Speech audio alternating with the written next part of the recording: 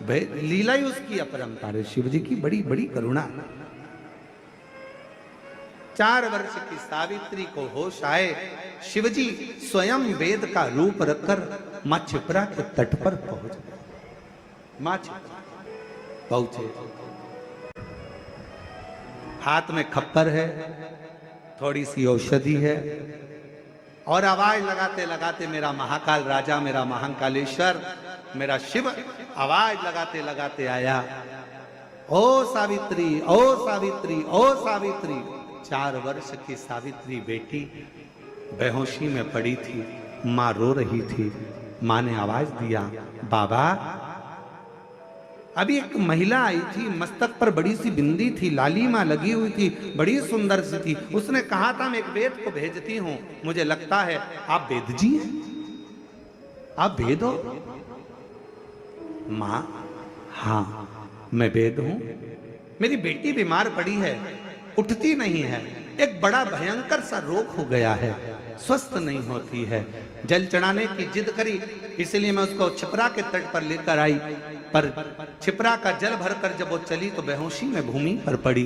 मेरी बेटी को देख लीजिए ना बाबा।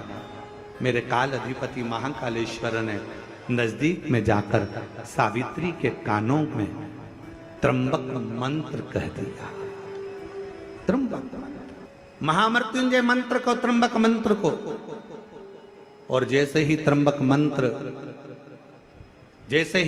मंत्र का गुणगान मेरे देव अधिदेव महादेवों ने, मेरे शंकर ने सावित्री के कानों में करा,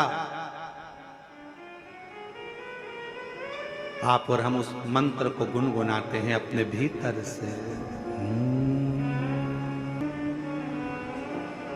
जो बाबा ने त्र्यंबक मंत्र सावित्री के कानों में दिया,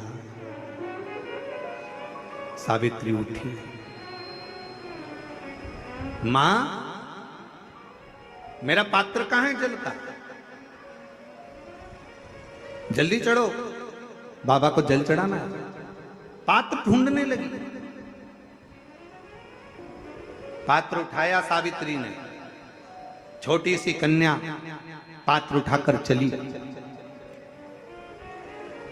मेरे बाबा वेद का रूप रखकर जा रहे थे, मां पार्वती जी ने उनको रोक लिया।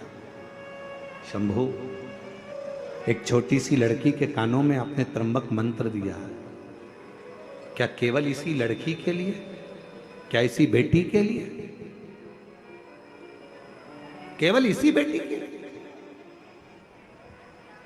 भगवान शंकर महाकाल राजा वेद का रूप रखकर सावित्री की साक्षी में, सावित्री के मस्तक पर हस्त कमल रखकर मां जगत जननी दुर्गा भवानी, मां पार्वती गौरा से, जगत दुर्गा मां भवानी से कहते हैं, पार्वती ये त्र्यंबक मंत्र केवल एक इस छोटी सी कन्या सावित्री के लिए नहीं है, ये त्र्यंबक मंत्र आज मैंने एक बेटी को नहीं, जगत में जन्म लेने वाली जितनी बेटियां होंगी, जगत में जन्म लेने वाली जितनी कन्या होंगी, जगत में जन्म लेने वाली जितनी नारी होगी, जगत में जन्म लेने वाली जितनी बच्चियां इस ब्रह्मांड में, इस संसार में, जो अपने मां के गर्भ से जो बेटी जन्म लेगी, बेटा और बेटी में एक अंतर बहुत बड़ा होगा।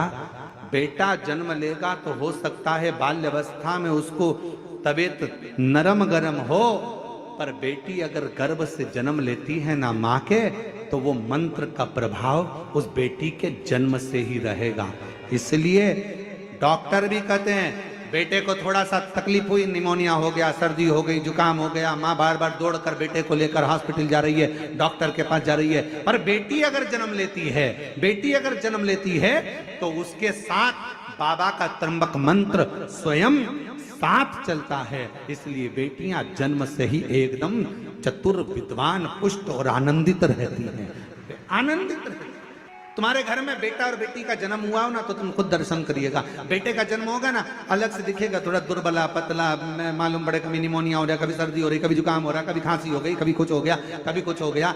और बेटी का जन्म हो तो तुमने उसको मालूम पड़े मालिश भी अच्छे से करी कि नहीं करी, तुमने उसको संजोया कि नहीं संजोया, तुमने उसको घूटी पिलाई कि नहीं पिलाई, इसके बाद भी बेटियों को घूटी की जरूरत नहीं पड़ती, वो शंकर की घूटी पीकर ही पैदा होती है। वो शिव की बेटी है।